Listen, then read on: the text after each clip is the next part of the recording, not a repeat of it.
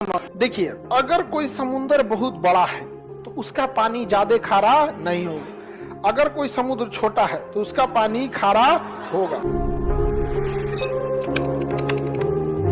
महासागर का जितना भी जल होता है खारा होता है, हम उसे पी नहीं सकते। अगर पिएंगे तो फिर हमारे शरीर में बीमारी आने लगेगी, डिहाइड्रेशन होने लगेगा। वो पानी जल्दी देर तक रहता नहीं है शरीर में, वो खारा पानी होता है। दूसरा, उसमें ज्यादा देर तक रहेंगे तो चमड़वा छोड़ा देता है अपना, बहुत ज्यादा उसका पानी क्या होता है, खारा होता है। ठीक है, अब समझिए ध्यान से, समुद्री जल खारा क्यों होता है? क्योंकि नदियां नमक को ले जाके समुद्र में गिरा देती हैं। हमारे अगल बगल के वातावरण में नमक बहुत ज्यादा है। आप सोचे हैं आपका पसीना कैसा रहता है? नमक। अभी पसीना जाता कहाँ है? जब तक नहाते नहीं है तब तक कहीं नहीं जाता है। आपके शरीर का पसीना वापस नहीं जा सकता है। कपड़ा सोख लेता है, नहीं तो आप लोग वह चकट के मैल बन जाता है यहाँ पे। और वो सारा का सारा पसीना जब आप नहाते हैं, हाँ जी, जगमोहन बेचारा जगमोहन को कह रहा है कि जगमोहन का पसीना महकता है। जगमोहन प्रिय विद्यार्थी है मेरा, समझ में आ गया कि नहीं आ गया? जगमोहन एकदम प्रिय विद्यार्थी है। अब ध्यान से समझिए, हमारा पसीना कैसा? नमकीन।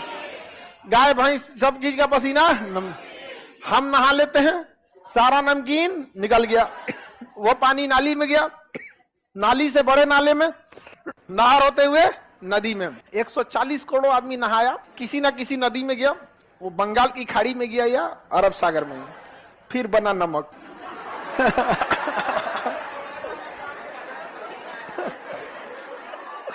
वो नमक कहाँ है?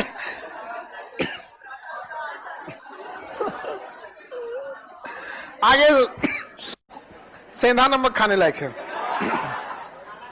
देखिए, ऐसा नहीं है केवल वही नमक होता है, समुद्र में बहुत टाइप के नमक होते हैं, उसमें साधारण नमक होता है। लेकिन समुद्र में नमक बनने का मुख्य कारण नदियां हैं, क्योंकि समुद्र में कोई रहता ही नहीं है। इसलिए गली मोहल्ला बकोट वकोट के कहीं ना कहीं से क्या लाती है सर? नमक वमक लेके आते हैं, ले आके उलाट देते हैं क्या समुद्र में। और समुद्र को कहीं जाना नहीं है, वहां पे उसका पानी क्या आ जाता है? खारा। तो बताइए, समुद्र के जल के खारे होने का मुख्य कारण नदियां क्या है? नदियां हैं। देखिए, अगर कोई समुद्र बहुत बड़ा है तो उसका पानी ज्यादा खारा नहीं होगा। अगर कोई समुद्र छोटा है तो उसका पानी खारा होगा, ज्यादा हो जाएगा खारा। अटलांटिक महासागर का खारापन 35 है। कितना है? प्रशांत महासागर का है 31। कितना है? 30 है। कितना है? ना 31। कितना है? 31। हिंद महासागर का नहीं, इसका 36 है। हिंद महासागर का 35। हिंद महासागर का 35। चलिए अब ध्यान समझिए, जितना बड़ा सागर रहेगा उसका खारापन उतना कम रहेगा। इसका परसेंटेज ऐसा साइन होता है, 2 को लगा दिया जाता है खारेपन का। तो बताइए, प्रशांत महासागर का खारापन 31, अटलांटिक का 36, हिंद महासागर का 35। हिंद महासागर का सबसे खारा महासागर प्रशांत महासागर, सॉरी अटलांटिक महासागर।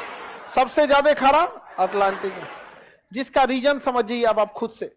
इधर से भी नदियां इधर गिर रही हैं, इधर की भी नदियां इधर गिर रही हैं, और इस साइड की नदी इधर, और इस साइड की नदी इधर, चारों ओर से उलाट दिया इसी में ले आके। इसका पानी क्या हो गया? खारा। हिंद महासागर का खारापन 35। देखिए।